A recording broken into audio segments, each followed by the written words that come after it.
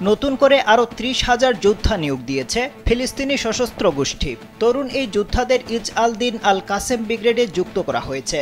Saudi সংবাদ মাধ্যম আল আরাবিয়ার বরাতে এই খবর জানিয়েছে ইসরায়েলি সংবাদ মাধ্যম টাইমস অব ইসরায়েল। তাদের প্রতিবেদনে বলা হয়েছে, নিয়োগকৃত এসব যোদ্ধাকে গোপন সামরিক ক্যাম্পে প্রশিক্ষণ দেওয়া হয়েছে। তারা শহরে যুদ্ধ, রকেট নিক্ষেপ এবং বিস্ফোরক স্থাপন করতে পারে।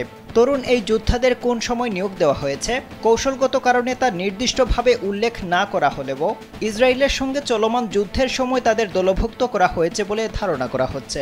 ২০২৩ সালের ৭ অক্টোবর ফিলিস্তিনের স্বাধীনতাকামী সশস্ত্র গোষ্ঠী ও ইসরায়েলের মধ্যে যুদ্ধ শুরু হয়।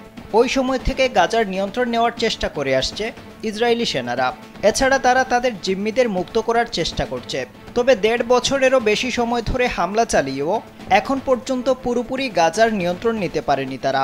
শুধু তাই নয়, জিম্মিদের মুক্ত করতে ব্যর্থ হয়েছে ইসরায়েলি বাহিনী।